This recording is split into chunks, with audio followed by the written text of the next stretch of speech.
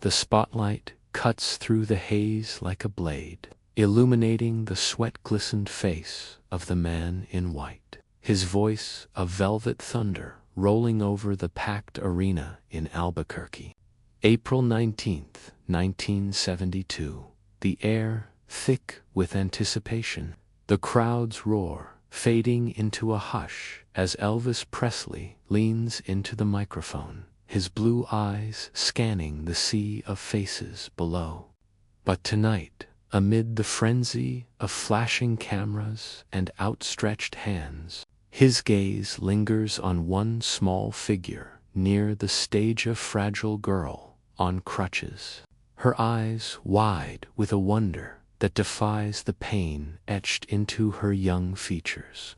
Denise Sanchez, just 8 years old, her body ravaged by leukemia, sits there as if drawn by some invisible force, her mother's hand trembling on her shoulder. The music swells, but in that moment, the king pauses, his breath catching, and dedicates the next song to her alone. "This one's for Denise," he says softly, his voice carrying like a prayer through the speakers. "A very special girl I met backstage. The notes of you gave me a mountain begin." Lyrics of insurmountable trials mirroring the child's silent battle. And the arena seems to hold its collective breath, emotions rising like a tide.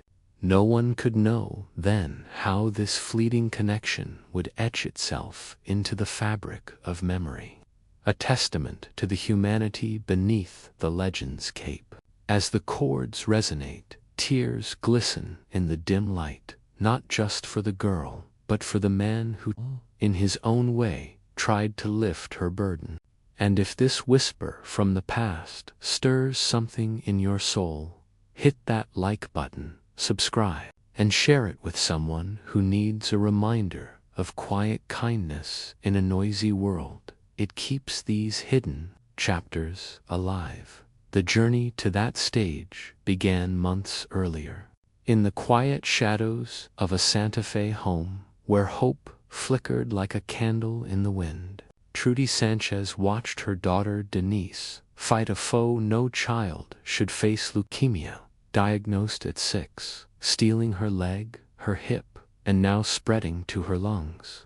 By early 1972, the doctors had ceased the brutal chemotherapy, offering only pain relief and the grim prognosis of a year at most. Denise, wise beyond her years, spoke of heaven with a serenity that broke her mother's heart. "When Jesus needs me, I have to go," she'd say, her voice steady even as her body weakened. Yet, amid the hospital visits and sleepless nights, a spark remained: Elvis Presley. Posters of the king adorned her walls, his songs like "Love Me, Tender, and Don't Cry Daddy" playing on repeat, a balm for the ache. Trudy, herself a devoted fan, had promised Denise a concert in Houston the previous November, but the girl's frailty dashed that dream. Now, with Elvis touring closer to home, Trudy vowed to make it happen. She reached out to friends, to the Albuquerque Journal, pleading for help in a world that often turned deaf to such pleas. Reporter Grace Marie Prather listened, her heart moved by the story of this brave child who refused to let cancer dim her light. Calls were made, wires crossed, until Colonel Tom Parker, Elvis's steadfast manager, relented. "You'll get to see him," he assured, his gruff exterior hiding a softening resolve. As the concert date approached, Denise's condition worsened: a relapse, leaving her in tears, begging to go despite the risks. Her doctor and mother finally agreed, wrapping her in blankets for the hour-long drive, oxygen nearby, her crutches a constant companion. The arena buzzed with energy, but for Trudy, it was a race against time. Each step toward the special seats built just for them heavy with unspoken fear. Backstage, in the dim trailer light, Elvis emerged, his presence filling the space like a warm embrace. "Hello, sweetheart," he said, bending down to hug her gently, mindful of her fragility. Denise trembled, butterflies in her stomach, as he signed her poster, "To Denise, Elvis Presley." She asked about his wife Priscilla and daughter Lisa Marie, her innocence bridging the gap between star and child. He promised a surprise, and as they parted, the air hummed with possibility. On stage, the dedication came. The song's words, but this time, "Lord, you gave me a mountain I may never climb," echoing Denise's own struggle, drawing murmurs from the crowd of 11,857 cameras from MGM captured the moment for the documentary Elvis on Tour, though much would remain unseen, preserved in outtakes like a secret whisper. In that instant, empathy bloomed. The audience, sensing the depth of a child's quiet courage and the man's unspoken compassion, as the final notes faded. The arena erupted, but for Denise, the world had shifted. She refused to wash her face for 3 days, preserving the kiss on her cheek like a sacred mark. "I love him, and I want to marry him," she declared, autographing newspaper photos of their meeting for friends, her joy a defiant flame against the encroaching darkness. The story spread through the Journal, United Press International, and into Photoplay magazine, touching hearts far beyond New Mexico. A couple from California, Mr. and Mrs. Larry Miller, read of her wish and funded a second trip to see Elvis in Las Vegas that August. A weekend of lights and music that felt like borrowed time. But even as hope lingered, the tension mounted. Paralysis struck Denise's left side just before the trip, her pain requiring morphine, her faith the only anchor. Trudy took leave from work, medical bills piling like storm clouds. A fund established in Denise's name at the local bank. Coma followed at St. Vincent Hospital, the girl's brave spirit slipping away. She passed 4 months after that Albuquerque night, leaving behind a mother who cherished the happiness Elvis had gifted. They'll never know how much happiness they gave one little girl at the time she needed it most, Trudy reflected, her voice laced with gratitude amid the grief. Elvis, too, carried such moments quietly. His own life, a tapestry of triumphs, shadowed by personal storms, divorce looming, health faltering, the weight of fame pressing like an unseen hand. Yet in these acts, a pattern emerged. A boy from Tupelo's poverty, raised in the gospel's embrace, who never forgot the sting of need. His childhood in shotgun shacks, the loss of his twin at birth. His father's imprisonment all forged a well of generosity that flowed unbidden. From donating toys to children's drives in the 50s to supporting St. Jude's Hospital, Elvis's kindness was no performance, but a reflex of the soul. Denise's story, verified in press clippings and family accounts, stands as one thread in that weave, a reminder that beneath the sequins lay a man haunted by his own vulnerabilities, reaching out to ease another's burden. The heartbreak of her loss lingers, yet it deepens into understanding. In touching one life, he illuminated many. His empathy, a bridge across the chasm of suffering. The echo of that Albuquerque night lingered in Elvis's mind like a half-forgotten melody, resurfacing in quiet moments amid the whirlwind of tours and spotlights. By 1972, the king was a colossus on stage. his jumpsuits bedazzled with eagles and stars. But behind the curtain, shadows gathered. His marriage to Priscilla fraying like worn guitar strings. The divorce papers signed just months later, leaving him adrift in a sea of loneliness. Pills dulled the edusapers for the energy to perform. Downers to chase sleep that eluded him, his body swelling from the toll. Yet in Denise's wide-eyed gaze, he saw a reflection of his own fragility, a child's unyielding spirit mirroring the boy who'd risen from Memphis tenements. Why did he pause that night? Not for applause, but perhaps from a wellspring of memory, the loss of his mother, Gladys, in 1958. Her death, a wound that never healed, teaching him the ache of impermanence. "I know what it's like to hurt," he'd confide to aides, his voice low in hotel rooms, hazy with cigarette smoke. Colonel Parker managed the empire with iron precision. But Elvis's generosity slipped through the cracks. Cadillacs gifted to strangers, checks written for fans in need.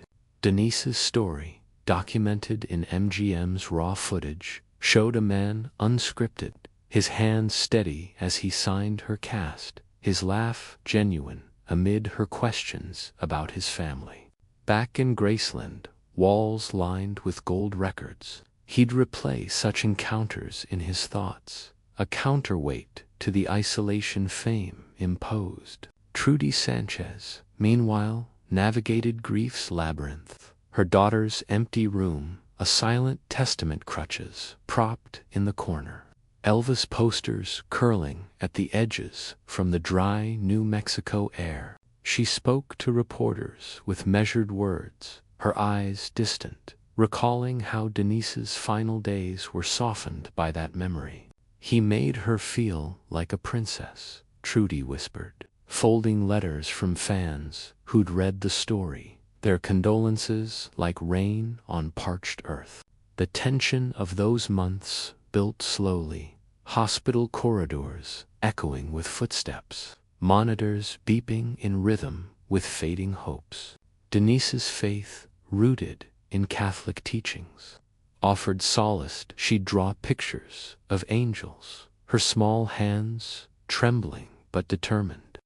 Elvis, too, drew from spirituality, his gospel roots an anchor in turbulent seas, hymns sung late at night when insomnia gripped him. The revelation in these parallels lies not in grand gestures, but in quiet humanity, a superstar and a child, both battling unseen mountains, finding momentary grace in connection. As summer heat baked the Southwest, Trudy prepared for the Las Vegas trip, Denise's wheelchair navigating the glittering strip, the fountains spray misting their faces. Elvis spotted her again from the stage, his smile breaking through the performance's veneer, dedicating an American trilogy with a nod that spoke volumes.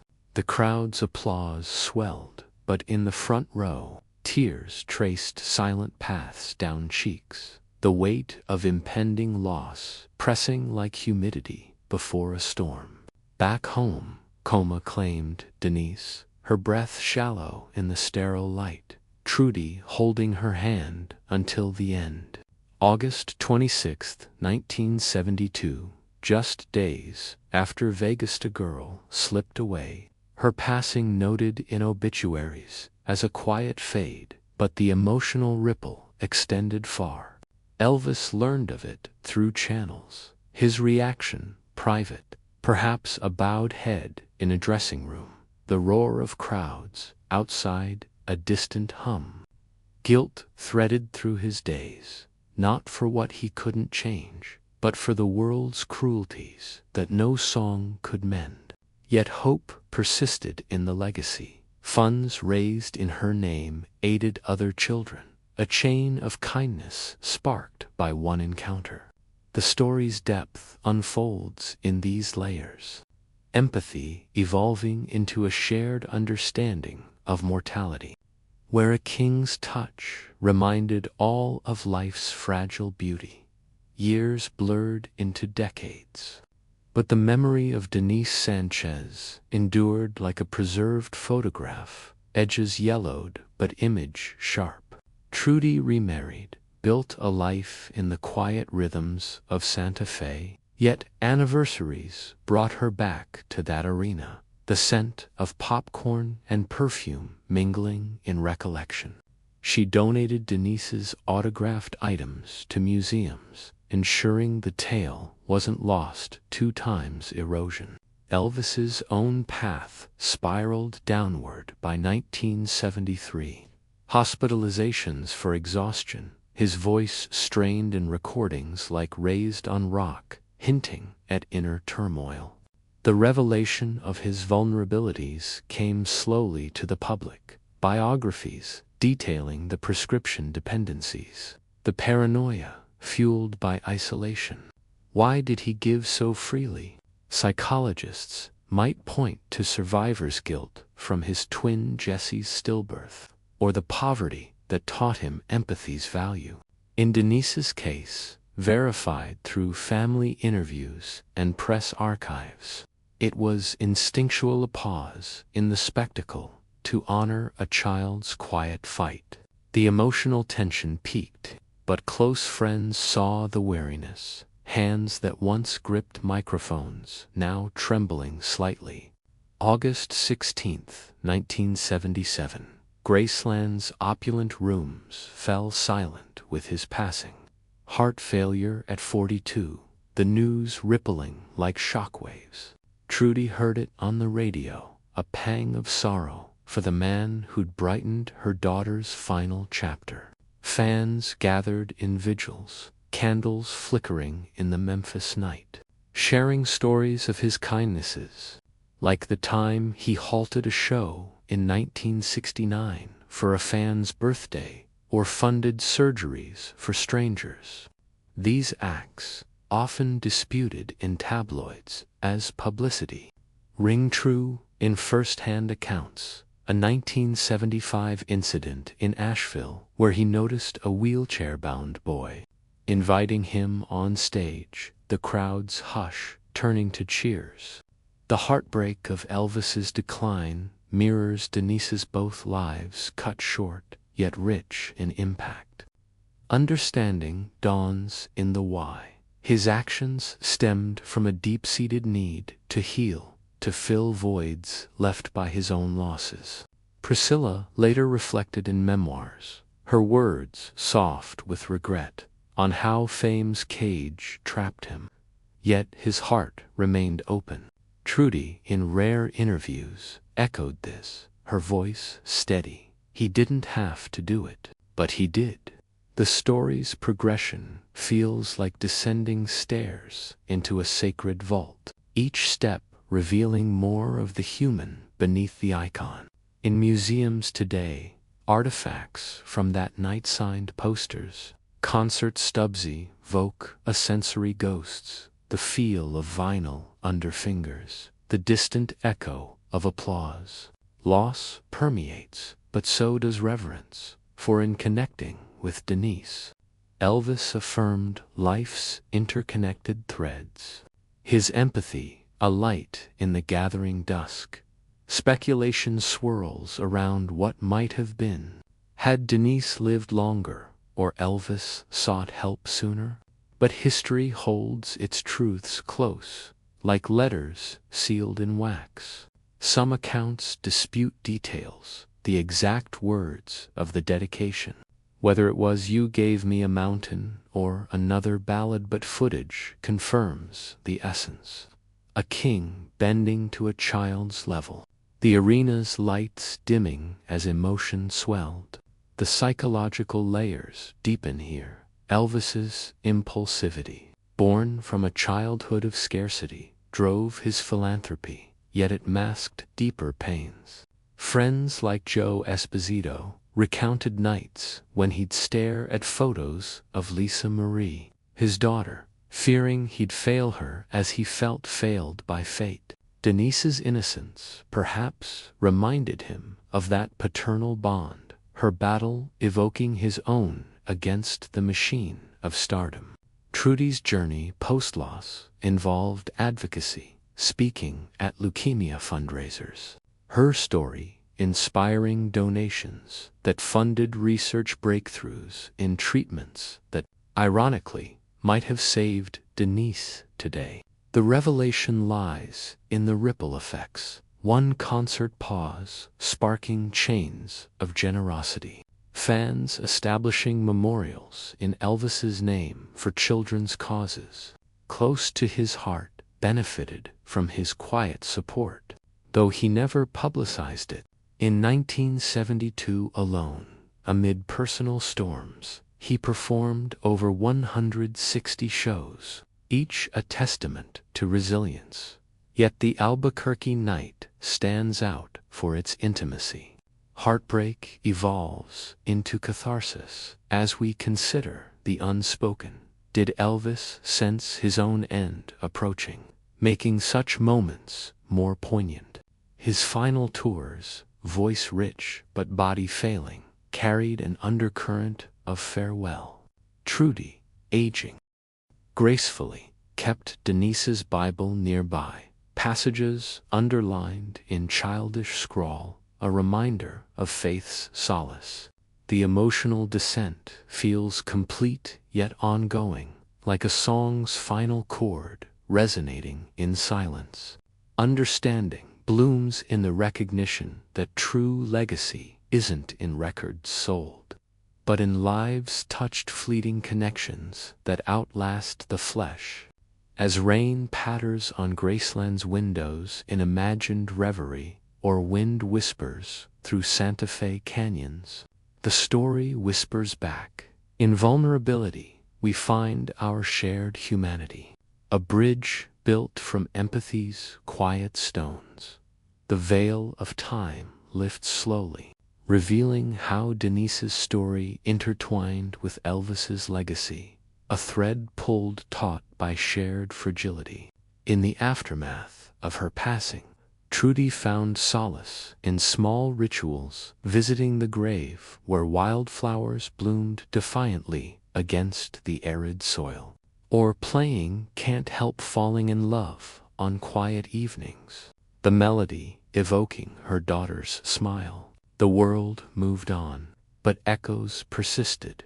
In 1980s documentaries revisiting Elvis on tour, outtakes surfaced. Grainy film capturing the backstage hug, Denise's crutches leaning against the trailer wall, her voice faint but clear, asking about Lisa Marie. Viewers paused, rewound, feeling the pull of unspoken emotion, the king's eyes softening, his cape draped like a shield against the chill. Why this child among thousands?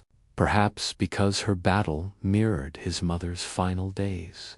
Gladys wasting away in a hospital bed, her son's fame powerless against mortality.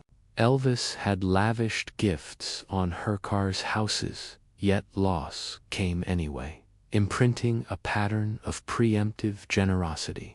Biographers like Peter Guralnick delved into this psyche, painting a man haunted by ghosts, the stillborn twin, the absent father, the gospel hymns that promised redemption but delivered only fleeting peace. Denise's family, interviewed in later years, confirmed no embellishments, the dedication real, the impact profound. Trudy's advocacy grew, joining leukemia awareness groups, her testimony a quiet force. One act can change everything, she'd say, hands clasped in memory's grip. The tension of unresolved questions builds here. Did Elvis ever revisit that night in his journals, now sealed in archives? Speculation abounds, but facts anchor his philanthropy escalated post-1972, checks to charities increasing as his health declined. By 1975, on stage in Huntsville, he halted mid-song for a fan's plea, his voice cracking with fatigue, yet kindness unwavering. Heartbreak layers upon heartbreak. Elvis's final months, confined to Graceland's upstairs suite, mirrors flickering with old movies, his breath labored from ailments untreated. Friends whispered of depression's grip, pills scattered like fallen stars.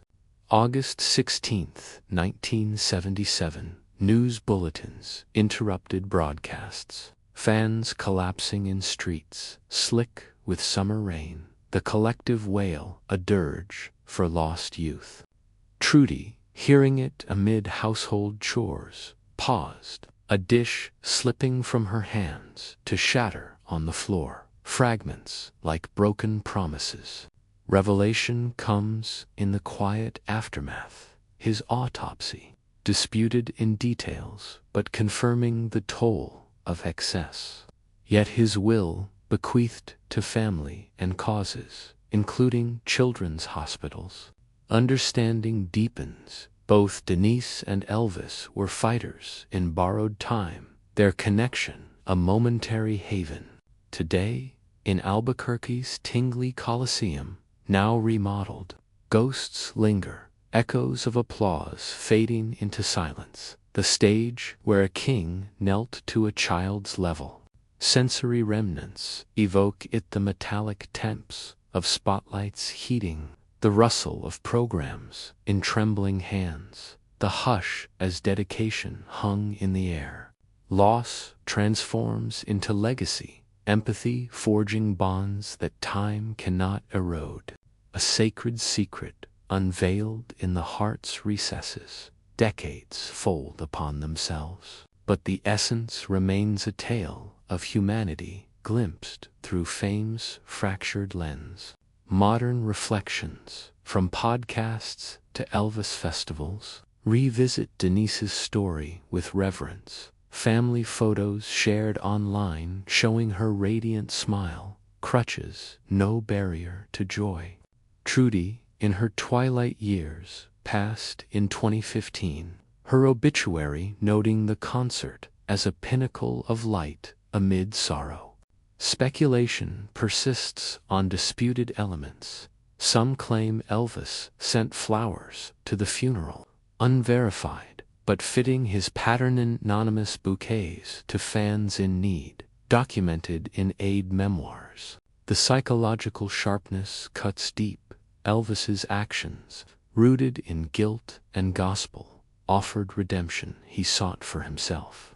We're all just passing through, he'd muse in late-night talks, voice gravelly from tours unending. Why persist in kindness amid personal collapse? Perhaps to affirm life's worth, each gesture a bulwark against despair. Revelation unfolds in cultural ripples, songs like In the Ghetto, echoing social conscience. His influence on artists who champion causes today. Heartbreak yields to profound understanding, the hidden truth that vulnerability unites us. King and child alike, facing mountains unclimbed. In Graceland's meditation garden, under weeping willows, his grave draws pilgrims, candles guttering in wind that carries whispers of forgotten acts. Denise's resting place, simpler, holds wildflowers renewed each spring, a cycle of renewal.